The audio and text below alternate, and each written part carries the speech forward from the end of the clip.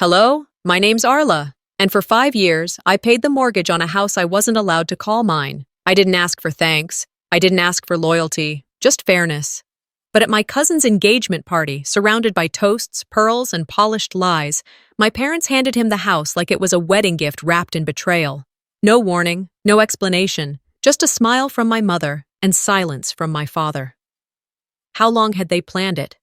Was I ever part of their family? Or just the backup plan with a checkbook? And the worst part? I stayed quiet. Until I didn't.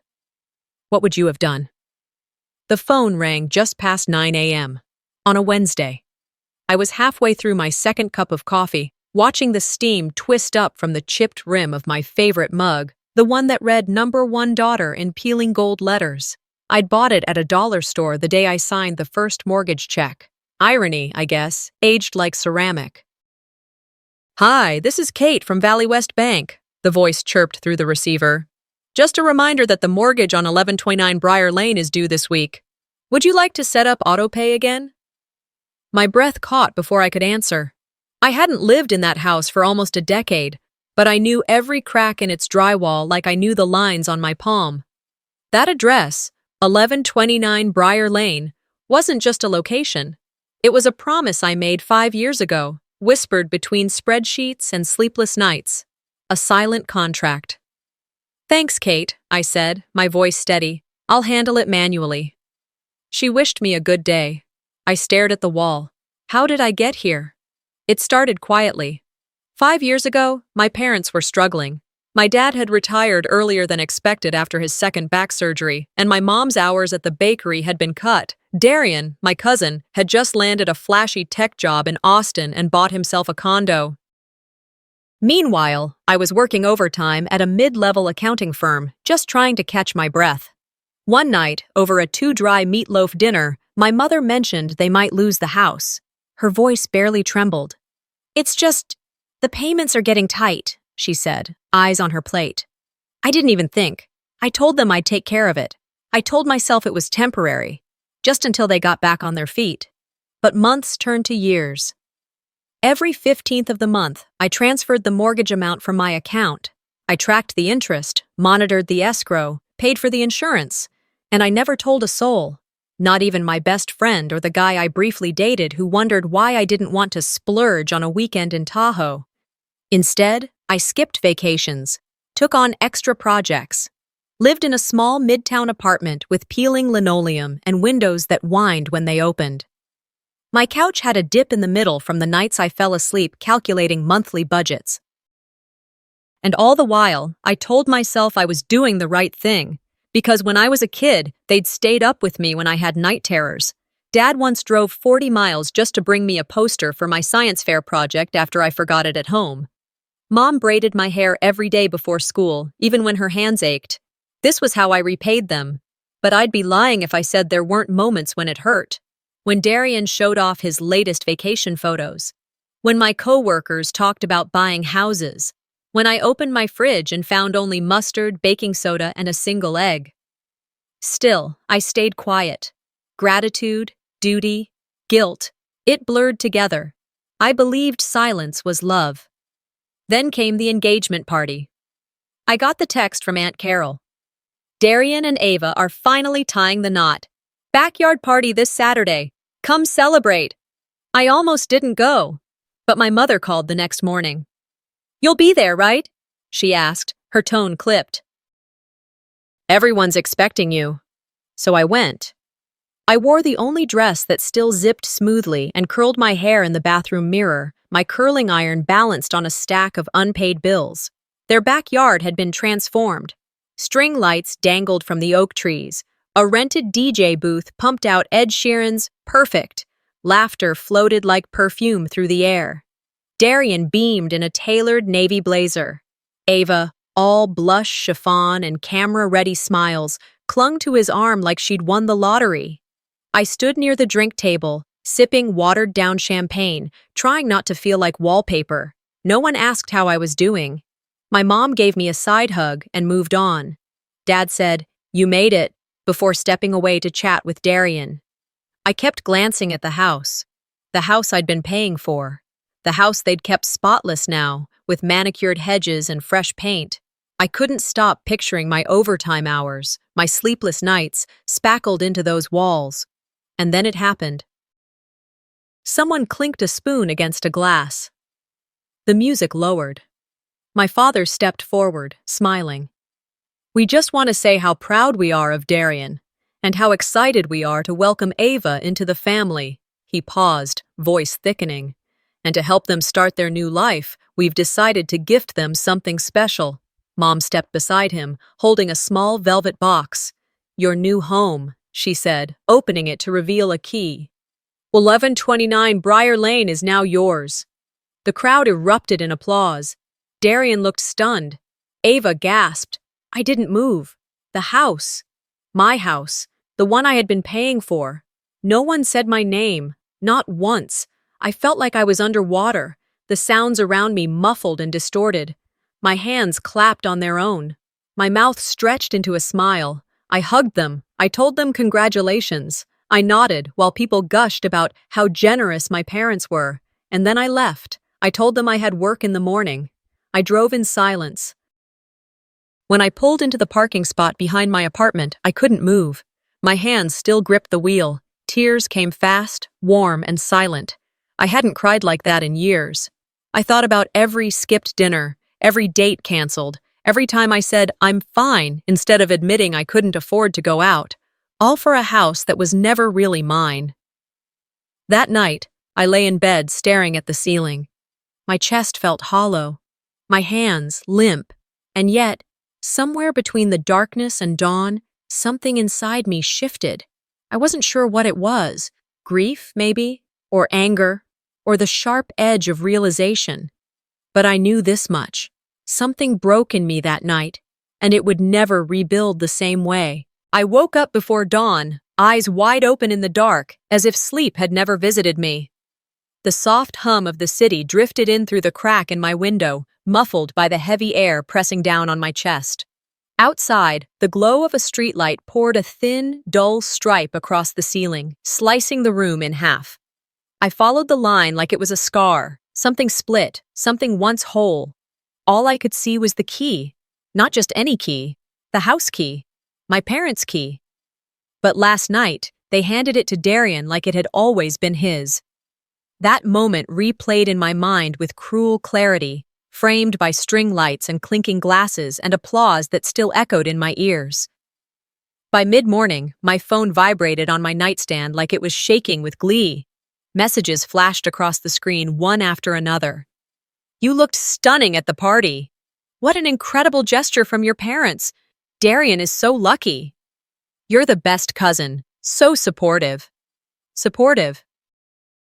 That word tasted rotten, like the champagne still on my tongue, metallic, bitter, bubbling with resentment. I let the phone dim to black, set it face down, and stared at the ceiling again. I hadn't planned on speaking at the engagement party. I'd gone to smile, nod, keep the peace. I didn't know I'd be asked to toast the man who'd just been gifted the very house I had quietly kept from foreclosure for 5 years. The moment played again in my head. Darian had found me near the bar, brimming with joy, his arm looped around Ava's shoulders. He thrust a champagne flute into my hand like it was an honor. "Come on, Arla," he grinned. "Say a few words for us. Your family." I hesitated. I felt the weight of every glass I'd lifted, every check I'd written. My stomach turned, my throat tightened. But then I caught the expectant eyes. Mom, Dad, Aunt Carol, even Ava, nodding and blinking her glitter-laced eyes. So I did what I was trained to do. I smiled. Raising my glass, I let the words come, empty but polished. "To Darian and Ava," I said, my voice too even to be honest, "may your future be as strong as the foundation under your feet." A few laughs followed. Polite, rehearsed. I felt my hands shake as I added, "Family is about showing up, even when it's inconvenient. And you two are lucky. You've been given more than most. Congratulations." I locked eyes with my parents. Neither flinched. They clapped. I even hugged Ava, who leaned in close, her perfume sharp, her whisper sharper. "You're such a good sport." The words stung more than a slap. as if this had been a competition, as if I had gracefully lost. I didn't stay for dessert. No one noticed me slip out the side gate. The drive home was a blur of headlights and regret. My car, loyal and aging, hummed through the streets like it understood my silence. I kept thinking about the box in my closet, 5 years of mortgage receipts, carefully organized, each one proof of sacrifice. And for what? A gesture? A secret? I pulled into the apartment complex and sat in the car for a while. Sacramento's night was warm, but I felt cold. In the mailbox, among junk flyers and bills, was a crisp white envelope from Valley West Bank. Payment confirmation, stamped in red. I held it in my hand like it was evidence. Inside, my name, my payment, my contribution. Upstairs, I placed it gently on the kitchen table. The laminate surface seemed to groan beneath its weight. I stared at it for a long time before finally whispering to the room. They gave away something that still had my name on it. My voice startled me. It was the first sound I'd made since the party. The hot water in the shower couldn't wash off the sting. I sat on the edge of my bed in an oversized nightshirt, hair dripping onto the floor, Ava's voice looping in my mind. "You're such a good sport." I thought of the early days, during the pandemic, when I'd given up a bonus to help my parents. Dad's bakery hours were cut, his disability payments delayed. I'd called the bank myself, arranged the payments, and I remember that hug, tight and quiet. "Family first," he'd said. "Sweetheart." And Mom, always so careful. "Don't tell anyone, Arla. People don't understand helping family. It's not something to boast about." She'd said it while brushing crumbs off the counter like secrets. But now they handed the house over as if none of that had happened. No speech, no mention, just keys in a velvet box like I'd never been part of it. The next morning, sunlight trickled through the blinds, pale and apologetic. I stood in front of the bathroom mirror, tying my hair back with a trembling hand. My face looked unfamiliar, tired, hollow-eyed, but sharp, like something had cracked open overnight. "They don't see me," I whispered. And this time, the words didn't shake. They weren't a plea, they were a statement. In the living room, I opened my laptop. My bank account loaded slowly, each transaction appearing like an old wound. Payment, payment, payment. 5 years of evidence. I hovered my cursor over cancel recurring payment. The button pulsed faintly, like it was daring me, but I didn't click. Not yet. Instead, I opened a new folder, named it, just in case. Methodically, I dragged every PDF, every receipt, every confirmation into it. Screenshots, statements, email trails, I saved them all. Every piece of proof that I had been there, that I had mattered. When I finally closed the laptop, the apartment was silent. My heartbeat was steady. No anger, no tears, just clarity. "They wrote me out of the story," I said again, but softer now, more sure. I stood slowly, stretching my back like someone rising from rubble. I had built something they couldn't erase. Maybe they didn't see it, but I did. Let them toast lies. I'd build the truth from the ground up, and this time, it would be mine. The rain had started sometime before dawn, tapping lightly on the cabin roof like someone too polite to knock hard. I didn't mind. I was curled up on the couch in my Lake Tahoe place, legs tucked under a knit blanket, fingers on my laptop keyboard as I scanned client reports. The fireplace crackled beside me. Steam curled from the surface of my coffee mug, a little chipped on the rim, one of those imperfections that made it feel like home. I had just hit save on a draft when my phone lit up. "Mom," I hesitated, not because I didn't want to speak to her, but because I wasn't sure which version of her I'd get this morning, the gentle voice or the emotional accountant tallying up family fairness. I answered anyway. "Morning, honey," she chirped. "Are you staying dry up there?" "Trying to," I replied, eyes still on the spreadsheet. "It's peaceful." "That's good." "You deserve some peace," she said, and I could hear her shifting in her chair, probably in the living room back home, a coffee cup resting on her knee, slippers sliding on the hardwood. "Listen, I wanted to ask you something. Not a big deal." My stomach tightened. "Since you're living up there alone, and the cabin's pretty big for one person, I was thinking, just a thought, Maybe Darian and Allison could use it, just temporarily. You know, till they find a place. With the wedding and all, money's tight. My hand tightened around the spoon resting in my cup. It slipped, clinking hard against the side. I stared at it, stunned into silence. "Are you still there?" she asked gently. I cleared my throat. "Yeah, just surprised, that's all." She gave a light laugh.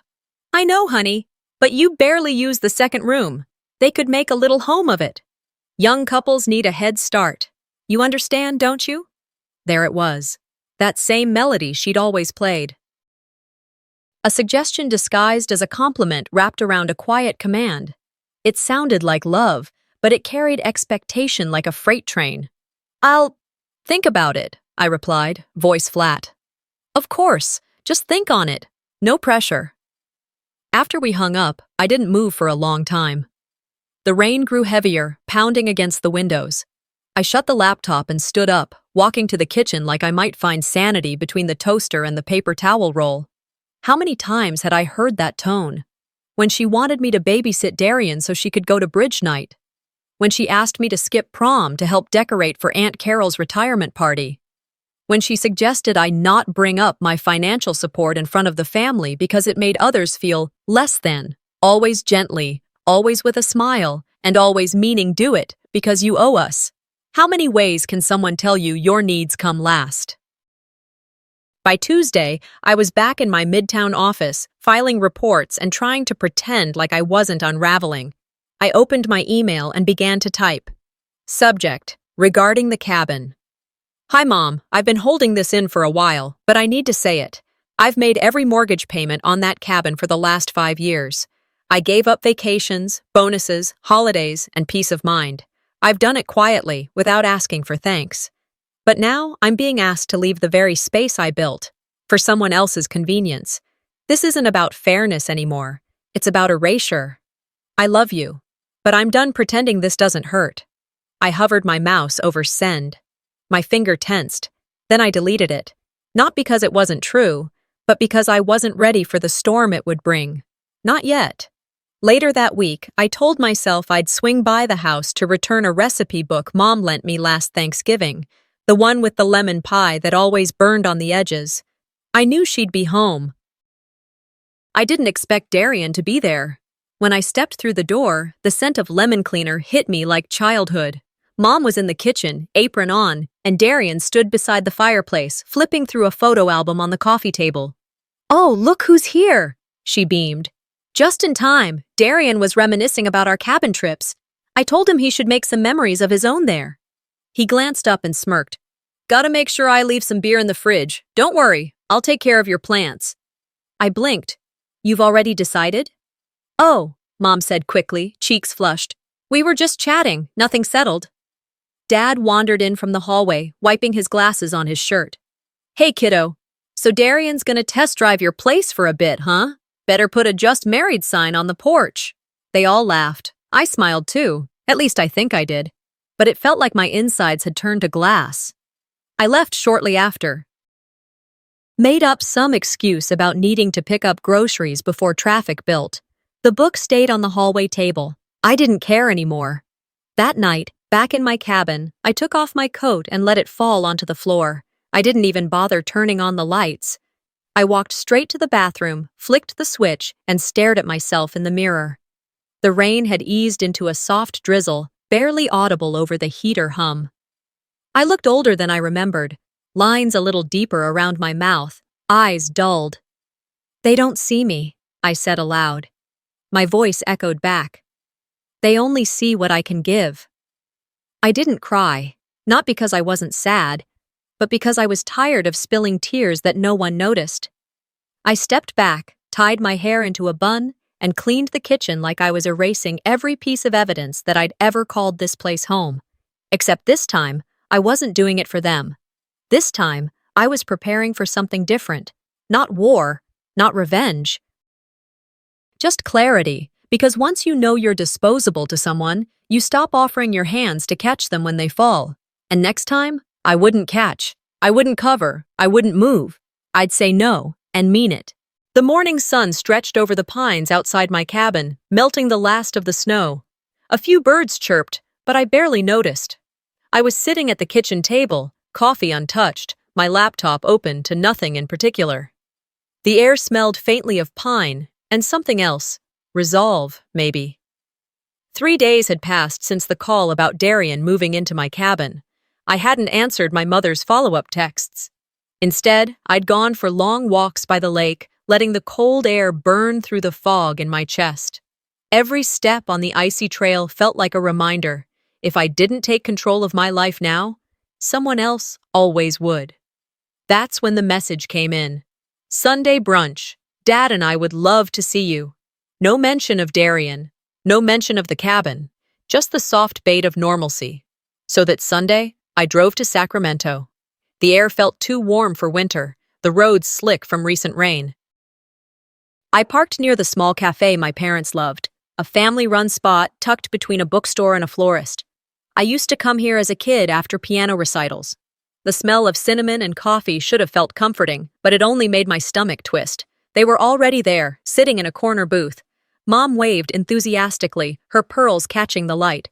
Dad smiled his politician's smile, the one that never reached his eyes. "Sweetheart," she said as I slid into the seat opposite. "You look tired. Are you working too much again?" I forced a small smile. "Just busy." Dad nodded approvingly. "That's good. You've always had a strong work ethic. That's why your cousin admires you." I stirred the sugar in my coffee slowly. The spoon clinked against the mug in rhythm with my pulse. For 10 minutes, they made small talk. Weather, the bakery, a neighbor's new car. Then came the shift. Mom reached across the table, touching my hand lightly.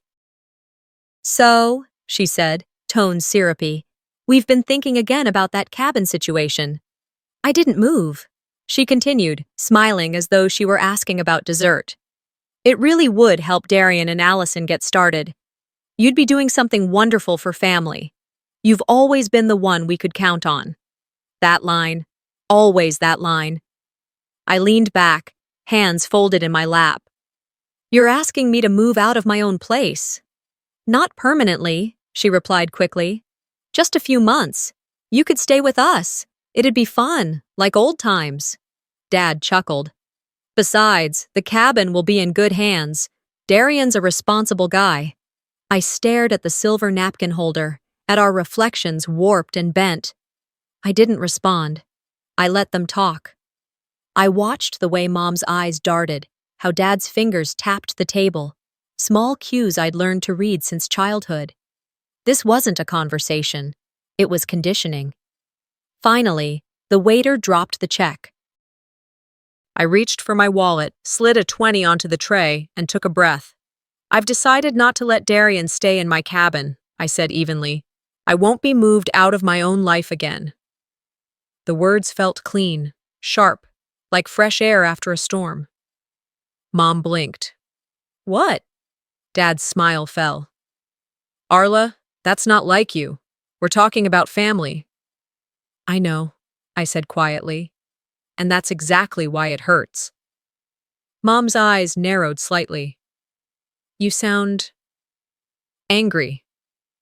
"I'm not angry," I said, meeting her gaze. "Just done pretending that being polite fixes anything." For a long moment, no one spoke. The clatter of dishes and low hum of conversation around us filled the silence. Then Dad exhaled sharply, shaking his head. "I'm disappointed." "You've changed." "Yes," I said, standing up. "I have." I placed another bill on the table and smiled faintly. "Breakfast is on me." As I walked toward the door, I heard my mother's voice behind me, strained and small. "Arla, please, don't do this." But I didn't turn back. Outside, the wind had picked up. I zipped my coat and took a long breath of cold air that tasted like freedom. By the time I reached my car, my phone was already vibrating. "Mom, we need to talk. This isn't like you." "Darian, wow, real mature. After all they've done for you." "Dad, I'm disappointed." I read each one carefully, then deleted them all. My fingers trembled slightly, but not from fear, from release. For the first time in my life, I hadn't explained myself. I hadn't apologized. I hadn't softened the truth to make someone else comfortable. On the drive home, I kept replaying that moment at the cafe, the stunned look on Mom's face, the disapproval in Dad's voice. It used to devastate me, that tone. It used to make me cave instantly, like a child desperate to be loved again. But not this time. This time, their disappointment didn't sound like thunder. It sounded like distance. That night, I opened my journal, something I hadn't done in years. The pages smelled faintly of dust and ink. I wrote, I used to think politeness was strength, that keeping peace meant I was mature. But it wasn't peace, it was paralysis. I wasn't calm, I was controlled. My handwriting wavered slightly, but I kept going.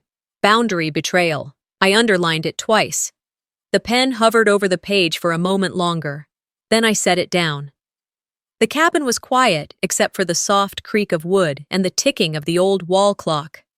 I realized that the quiet I was hearing wasn't loneliness anymore. It was space, room for something new. I stood by the window, watching the moonlight spill across the lake. The reflection rippled with the breeze, like a heartbeat finally steadying. I whispered to myself, not as a promise, but as a truth already unfolding. I'm done buying peace I never get to keep. And as the night deepened, the weight in my chest began to lift. It didn't feel like rebellion. It felt like returning home, to myself. The first Sunday of February carried a silence that didn't feel empty. It felt deliberate. The lake outside my cabin was thawing slowly, sheets of ice cracking under the weight of the afternoon sun. Inside, I sat at my kitchen table, laptop open, cursor blinking against a white screen. My online banking page waited for me, the familiar login fields asking for the same information I'd typed hundreds of times before. But today, the act felt different, sacred in a quiet, dangerous way. I entered my credentials, clicked Mortgage Portal, and scrolled down to the section marked Recurring Payments. My breath came out steady, no hesitation. Cancel. Confirm. A small blue checkmark appeared.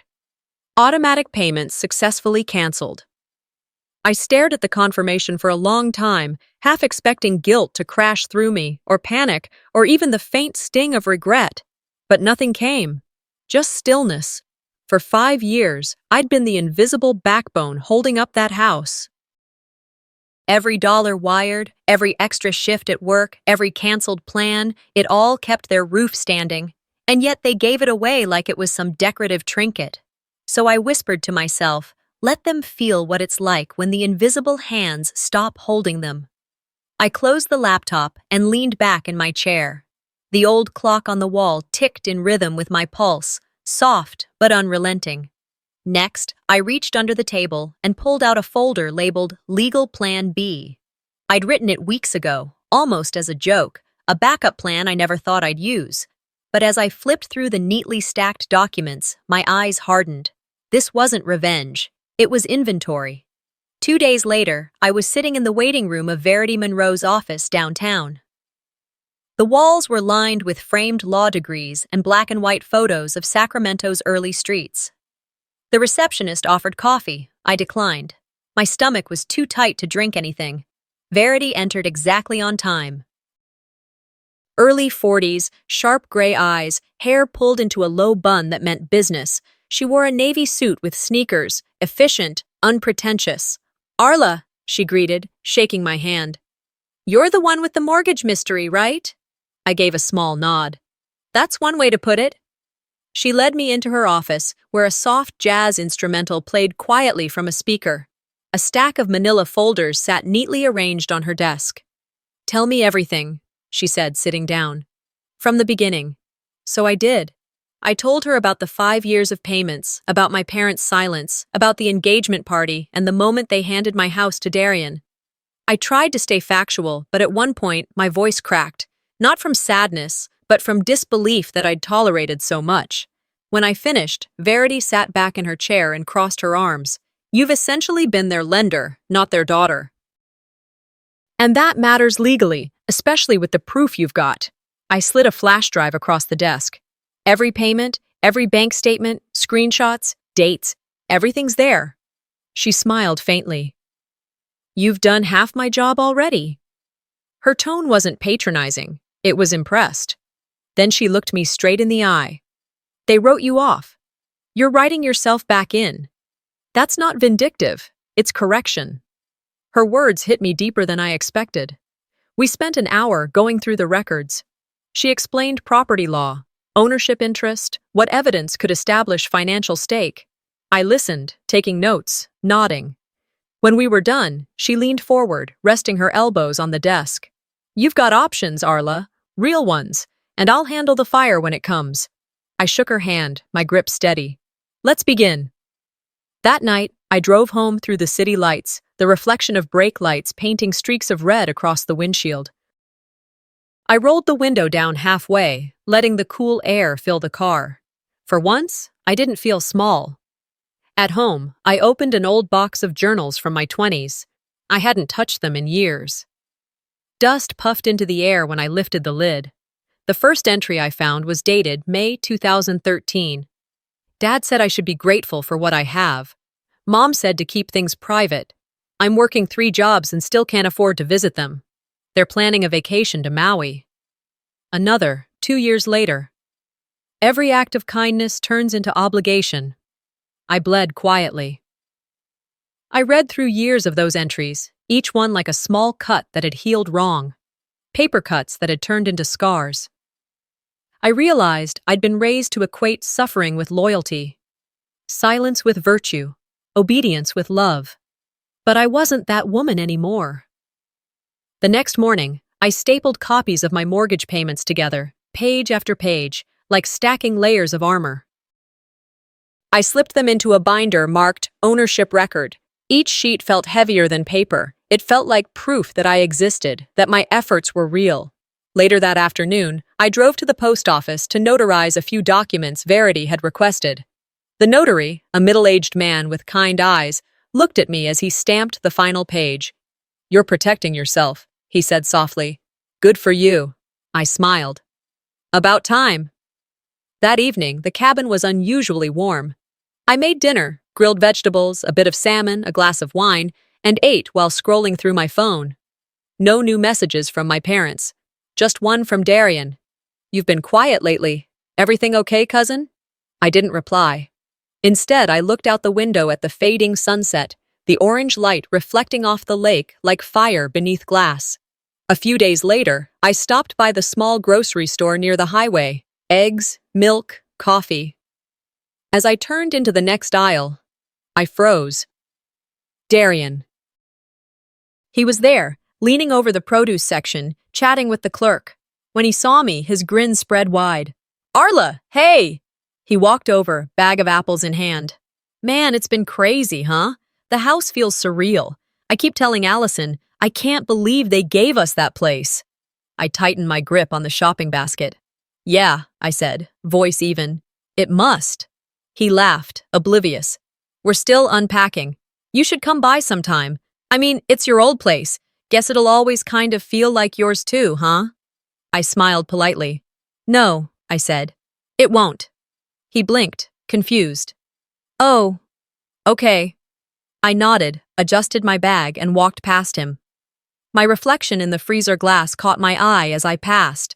Steady, unreadable, unshaken. At the checkout counter, the cashier asked if I wanted a receipt. "Yes," I said. "Always." When I got back to the cabin, I placed the receipt neatly in a drawer beside the others. It wasn't about groceries, it was about patterns, proof. Accountability. Because if there was one thing I'd learned, it was that truth doesn't vanish just because people pretend it isn't there. It stays, waiting. That night, I sat on the porch, wrapped in a blanket, a faint wind rustling through the trees. I could almost hear the faint hum of the city miles away. Life going on, unaware that somewhere in a quiet cabin, a woman had just set justice in motion. I didn't need to announce it. I didn't need to warn anyone. They'd find out soon enough. I watched the moon climb higher, a soft silver arc across the dark sky, and whispered to no one in particular. It won't feel like a dream for long. The morning began like any other. Cold air, wood smoke, and the steady rhythm of an axe striking pine. I liked that sound. It grounded me. reminded me that life, no matter how chaotic, could still be built one swing at a time. The sun hadn't fully climbed over the ridge when I heard it, an engine grinding against gravel. The sound didn't belong here. It was too loud, too desperate. I set the axe down and wiped the back of my hand across my forehead. Then came the slam of a car door. 2, 3. My piece cracked. When I turned, I saw them. My parents, Darian, and his wife, Allison. The four of them moved toward me like a storm rolling over calm water. Tight faces, quick steps, tension trailing behind. "Arla!" my mother called out, voice trembling. "You stopped paying. The bank called. They're taking the house." I didn't move. I didn't speak. I just stared at them, axe still resting in the wood, my hands loose at my sides. My father's face was flushed, his usual control gone. "How could you do this to us? The foreclosure notice came this morning. You know what this means?" I looked at the ground, then back up. "Yes, it means you're finally feeling what I've been feeling for years." He blinked. My mother's eyes widened. Darian took a step forward, voice sharp. "You can't just stop paying. We didn't know you'd—" I cut him off quietly. "You didn't ask if I wanted to start either." Allison stood beside him, one hand resting protectively on her pregnant belly, as if shielding her unborn child from my words. "We're going to lose everything," she said, voice cracking.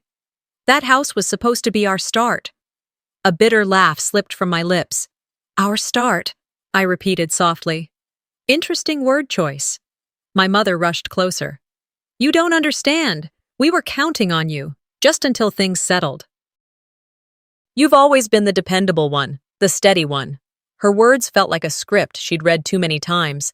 I'd played my part for so long that even now, hearing it, I almost believed it again. Almost. "You mean I've always been the quiet one?" I said. "The one who never said no." My father's tone hardened. "We're your parents. You don't just walk away from your family when they need you." I tilted my head slightly. "Funny. I don't remember being family when you handed my house keys to Darian in front of a crowd." The silence that followed was heavier than any argument could have been. Even the trees seemed to still. Darian clenched his jaw. "So this is revenge, huh? You're going to let us lose the house just to get back at them?"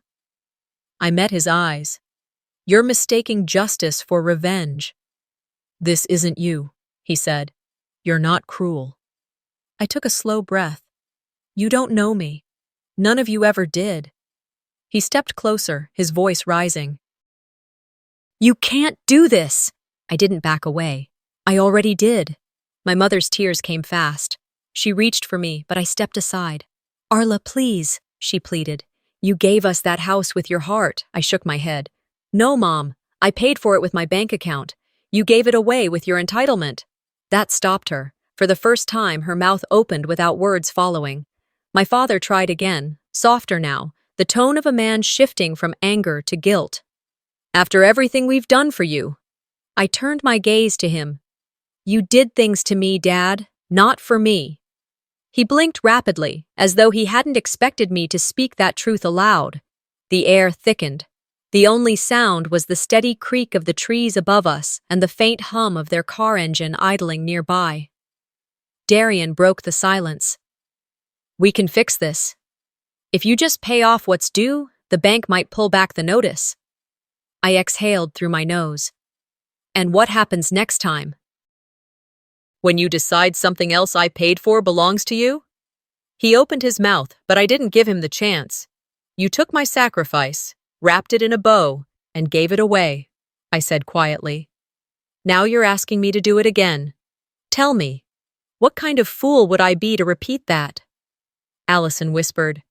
"You're heartless." "Maybe," I said. "Or maybe I finally grew one that beats for me." She looked away.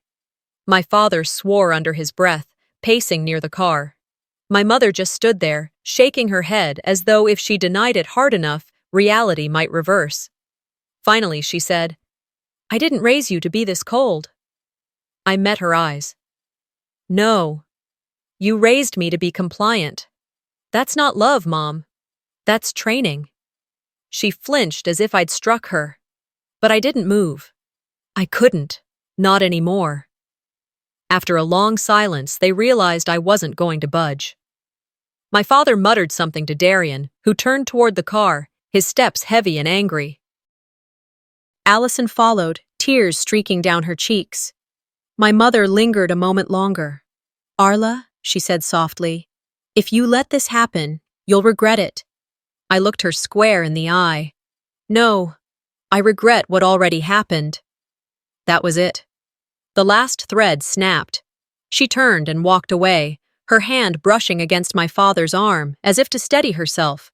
When the car finally pulled away, dust rising in its wake, I stood there for a long time, just breathing. The forest was quiet again. I picked up the axe, planted it back in the chopping block, and walked inside. The cabin door creaked behind me as I entered. My coffee from earlier had gone cold on the counter. I took a sip anyway, the bitterness fitting perfectly. Then I opened my laptop. The foreclosure tracker glowed against the dim light of the room. A single line blinked red. Foreclosure imminent. My cursor hovered over the notice, tracing the details. I could almost see their panic, the phone calls, the frantic conversations, the scrambling for someone else to save them. I leaned back, watching the reflection of the screen in the window. My face looked calm, almost serene. "Let them lose what was never truly theirs," I whispered. Outside, a gust of wind rattled the trees. It sounded like an ending, and the start of something entirely new. That night, I sat by the fire, journal open on my lap. My handwriting looked different now, firmer, more certain. I wrote one line before closing it. Peace built on guilt was never peace at all. I stared at the flames, watching them curl and snap, and realized I wasn't angry anymore. I wasn't even sad. I was clean, scrubbed raw by truth. By the time the fire burned low, I felt lighter than I had in years, the kind of lightness that only comes when you stop carrying what was never yours to hold. The moon rose, full and white, spilling through the window like a witness. I let the warmth of the fire fade and whispered, almost tenderly, "Let them lose it. Maybe that's the only way they'll ever learn." The next morning came soft and gray. Mist curled over the lake, like a secret it wasn't ready to share. I wrapped a scarf around my neck, slipped on my boots, and walked down to the water's edge. The air smelled of pine and smoke, cool enough to sting the lungs a little, a reminder that I was alive. Each step along the shore felt deliberate. I wasn't rushing anywhere anymore. There was a strange peace in the silence, the kind that doesn't ask for permission. For once, my mind wasn't racing through lists, bills, or family obligations. It was just still. My phone buzzed in my pocket. Once, then again, I didn't even have to look to know who it was. Darian. I let it ring until the sound cut out. Then it rang again, same name flashing across the screen, insistent like a mosquito you couldn't quite swat. I pressed ignore. Moments later, another vibration. A new number. I frowned, swiped to answer. "Miss Klein?" a male voice said, formal but hesitant. "This is Sheriff Lang from Placer County. Are you currently at your cabin?" My heart didn't race, it just slowed. "No," I said carefully. "I'm walking by the lake. Why?" A pause. Then, "We have your parents in custody. They were apprehended attempting to enter your property without permission." The wind shifted. A gull cried in the distance. I blinked once, twice, trying to register the words. "Enter my property?" "Yes, ma'am. A neighbor called it in. Said they were trying to force the back door open. There was some minor damage, but nothing major. We've already secured the scene." I closed my eyes for a long moment, exhaling through my nose. "Of course they did," I murmured. "Would you like to come down to the station?" he asked gently. "Yeah," I said after a beat. "I'll be there in an hour." The drive down the mountain was quiet except for the hum of the tires and the occasional static from the radio. I didn't play music. I didn't need to drown anything out. My thoughts were loud enough. By the time I reached the sheriff's office, the clouds had thinned, revealing a hard strip of blue sky. I parked beside an old pickup, turned off the engine, and just sat there for a minute. My hands rested on the steering wheel, steady. Inside, the place smelled like coffee and paper. Sheriff Lang met me in the lobby, mid-50s, broad shoulders, the kind of man who looked like he'd seen too much and stopped being surprised by anything. "They're in holding," he said, voice low. "We'll release them once the paperwork's done. I just need your statement." "Sure," I replied. He slid a clipboard toward me. As I wrote, his eyes flicked over the lines. "You okay?" I looked up and smiled faintly. "I'm better than I should be." He nodded, almost respectfully. "Your neighbor, Mrs. Henson, called it in, said she saw them with a crowbar, thought it was a break-in." "She wasn't wrong," I said. When I left the station, the wind had picked up, carrying that dry mountain scent of dust and pine. Driving back, I saw the yellow tape from the road before I even turned into the driveway. It fluttered like a warning. I parked and stepped out slowly. Muddy footprints trailed across the porch, large, heavy, familiar. My father's boots, most likely. I followed the trail to the back window, where the frame was splintered near the latch. Inside, the place was exactly as I'd left it, except for the faint smell of damp soil and the trace of intrusion in the air, a kind of violated stillness. My chest tightened, but not with fear, with something sharper, something that burned clean. "They really thought they could take whatever they wanted," I whispered to the empty room. I pulled out my phone and texted Verity Monroe. "Need to meet. It's time." The next day, Darian showed up uninvited. I saw his car from the kitchen window before he even stepped out. Silver sedan, dust clinging to the fenders. I could tell from the speed of his stride that he was angry. He didn't knock. He pounded. When I opened the door, he didn't wait to be welcomed. "What the hell is wrong with you, Arla?" he burst out. "They're your parents. They're old, desperate. You couldn't just let it slide?" I stepped aside just enough for him to enter. "They broke into my home," I said evenly. "That's not desperation. That's trespassing." His jaw clenched. "You know what I mean. They're scared. They could lose everything." I crossed my arms. "You mean you could lose everything? It's your house now, remember?" His face reddened. "You're enjoying this, aren't you?" "Enjoyment?" I gave a small laugh. "No, but peace. Finally." He took a step closer, voice low and bitter. "You've changed. You used to care about people." "I still do," I said quietly. I just stopped confusing guilt with compassion. For a moment, he said nothing. His anger softened into disbelief. "You're really going to let them go through this?" "They went through me first," I said. "For years." He rubbed his forehead, pacing. "You can't win by hurting your own family." "I didn't hurt them," I replied, calm but steady. "They hurt themselves. I just stopped cushioning the fall." He froze at that, eyes flashing. "They'll take legal action," he warned. "They'll fight this. Then they'll lose publicly instead of privately." He stared at me, searching for something that wasn't there anymore. The sister who used to say yes, who used to apologize for existing. But that version of me had been buried somewhere between the mortgage payments and the lies. Finally, he exhaled sharply, muttered something under his breath, and stormed out. The sound of his car engine faded into the distance. I stood at the window, watching the dust rise and settle back to the earth. The silence afterward was deep, almost holy. That evening, I met Verity at her office. The place was lined with books and quiet confidence. She pushed a folder toward me. "Everything's in motion," she said. "You'll get back what's yours. And about the break-in. Do you want to pursue charges?" I looked down at the folder, then out the window, where the city lights blinked faintly against the dusk. "Yes," I said finally. "Let the world see what they did when no one was looking." Verity nodded. "Good. You deserve visibility." As I left, the air outside was crisp and alive. I could feel it in my lungs, like the first real breath after years of holding it in. Driving home, I thought about what Darian had said, that I'd changed.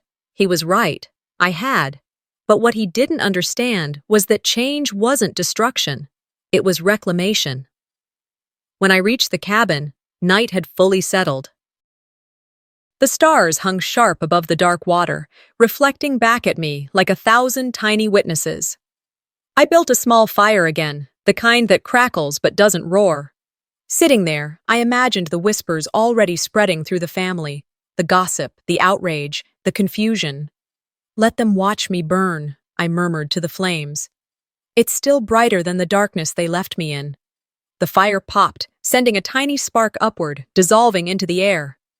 I watched until all that was left was a faint red glow and the certainty that, for the first time in my life, I wasn't afraid of what came next. The last flickers of the fire had faded into cool ash when I finally rose, brushing off my jeans and moving toward the cabin door.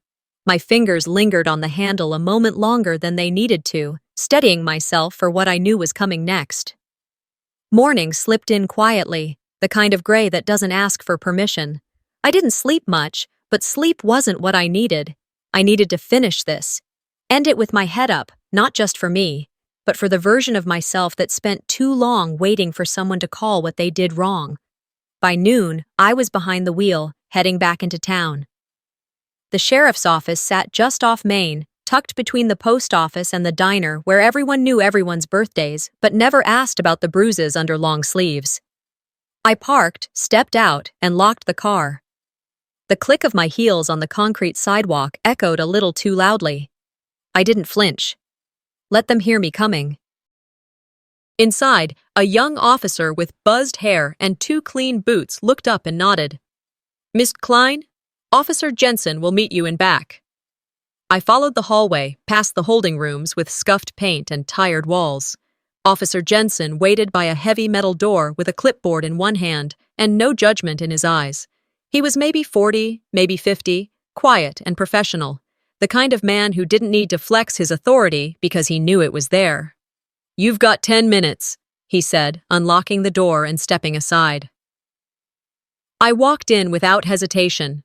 They were sitting behind the glass, just like every cliché I'd ever seen in a courtroom drama, but somehow realer, more desperate. My mother's mascara had smudged beneath her eyes, and her hands twisted the hem of her blouse. My father slumped slightly, his expression unreadable, but the corners of his mouth tugged downward like a man who finally realized control was not a lifetime guarantee. And then there was Darian. Pacing, like always. Couldn't sit still if the world depended on it. His tie was loose, his shirt rumpled. I bet he hadn't slept either. Probably busy trying to spin this mess into something less humiliating for the family name. I didn't take a seat. Officer Jensen shut the door behind me. Silence wrapped itself around the room like a vacuum. I could feel all of them waiting for me to crack, cry, plead, scold. I didn't give them that. I just stood there, spine straight, hands calm at my sides. "You raised me to be silent," I said evenly, my voice cutting through the quiet like a clean break. "You counted on it. You built your lives on it."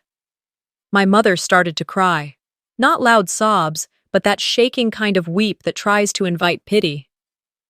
My father shifted, lips parting like he wanted to speak, but I lifted a hand, slow and deliberate.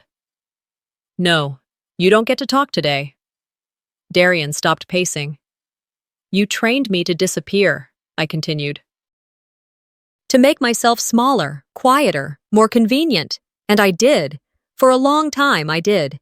Until I realized silence isn't forgiveness. It's a weapon. One you taught me too well." My father leaned forward, but the glass was firm between us.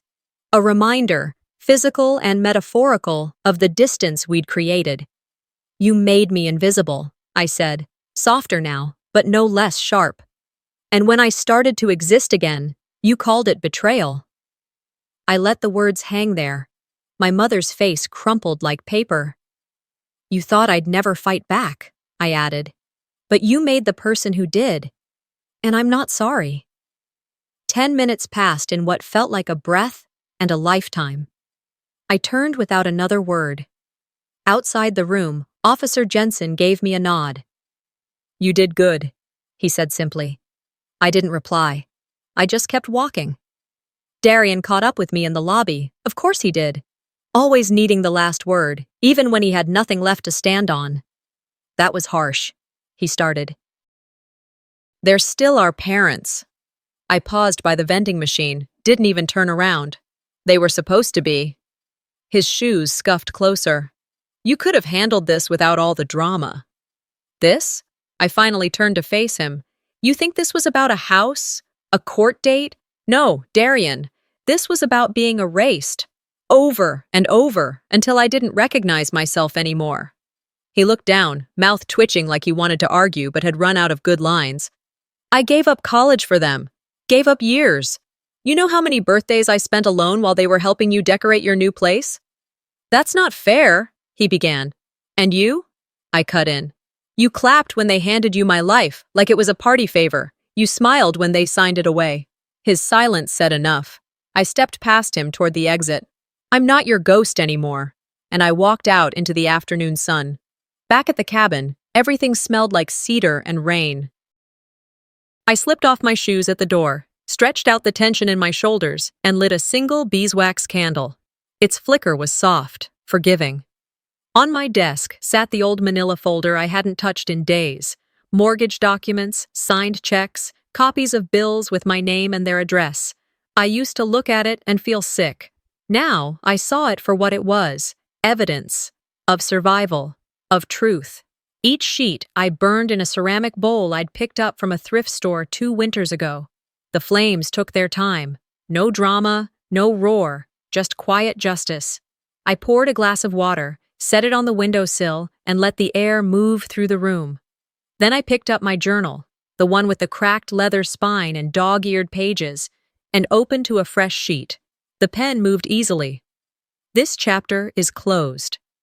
I set it down, folded the page in half, and closed the book. No applause. No curtain call. Just a stillness I hadn't earned by luck, but by endurance. The house was quiet, but not empty. I wasn't broken. I was rewritten. After closing the journal, I sat quietly for a while, listening to the creaks of the house settling into its bones. A breeze moved through the screen door, just enough to rustle the edge of the rug. I reached for the glass of water again, still cool, and took a sip as the candle flickered beside me. The night stretched long, but gently. There was no dread anymore, just the occasional ache in my chest where old memories still pulsed. I turned off the lamp and crawled into bed, pulling the quilt around my shoulders. For the first time in what felt like years, I slept without waking once. The sound of birds was what pulled me back into morning. Not the sharp screeching kind that used to wake me in the suburbs, but soft chirps, quiet conversations among trees. Griffin let out a muffled bark in his sleep from his corner, thumping his tail once before curling deeper into his blanket. I rolled over and stared at the ceiling for a few minutes, watching the shadows move. No urgency. No phone ringing, no footsteps stomping outside my bedroom door. Just stillness. I eventually got up, pulling on my sweater, and padded into the kitchen. The air smelled faintly of cedar and yesterday's coffee. I brewed a fresh pot and leaned against the counter, mug warming my hands. Outside, the woods shimmered with early light, and the dirt path down to the lake was dotted with fresh fallen leaves. Another day. Another quiet, sacred breath. After breakfast, I sat down again at my writing desk. The journal remained closed for now. Instead, I picked up a paperback novel I'd abandoned months ago and let the words carry me elsewhere for a while. By late morning, I stepped out to check the mailbox. It was mostly flyers, a reminder that the world still spun and sold things. But tucked in between them was a plain envelope, addressed in narrow, elegant handwriting I hadn't seen in years. Celia, my mother's younger sister, the quiet one. The one who sat stiffly at the engagement party, holding her clutch like a shield, never saying much, never picking sides, at least not out loud. I stood at the mailbox for a minute before opening it. Inside was a single folded letter and an old photograph. The picture was faded, edges curling from time. In it, I couldn't have been more than 5. My mother had me on her lap, and for once, she was smiling. Not the tight, performative smile she wore in church or family portraits, but something softer, something that looked real. The letter was handwritten. Dear Arla, I don't know if this will matter to you anymore, but I saw what they did. I saw how they treated you, and I didn't speak up, not because I agreed, But because I was afraid, I was wrong. I know silence can wound as deeply as cruelty. I'm sorry I didn't stand beside you when it counted, but I want you to know, I never believed you were the problem. You were always bright, always brave. Love, Celia. My hands trembled slightly as I folded the letter back into its envelope. I tucked the photo inside the front pocket of my coat. Then I turned toward the house. I didn't know what this meant yet, but I knew I couldn't ignore it. 3 days later, I agreed to meet Celia. We chose a small coffee shop on the edge of town, the kind with crooked wooden floors and too many plants. It was early afternoon, just after lunch rush. The place was quiet, with only a couple of students bent over laptops and an older couple chatting in the corner. Celia was already seated near the back, a slice of peach pie in front of her, and her hands folded neatly in her lap. She looked older, more fragile than I remembered. But there was a steadiness in her eyes that hadn't been there before. "Arla," she said, standing halfway before sitting back down. "Thank you for coming." I nodded and slid into the seat across from her. The waitress brought over a fresh pot of coffee without asking. Small towns still had their perks. "I wasn't sure you'd want to see me," Celia admitted, stirring cream into her cup. "I wasn't sure either," I said honestly. We sat in silence for a moment, letting the clink of silverware and distant hum of the espresso machine fill the gaps. "I should have spoken up," she said finally, "but I didn't want to cause trouble." "You didn't want to be the next one they turned on," I replied. There was no accusation in my voice, just truth. She looked up at me then, eyes glistening. "I know it's too late to undo what they did, but I didn't come here to make excuses. I just wanted to see you, the real you, not the version they painted." I exhaled slowly and reached for my coffee. "You're seeing her now."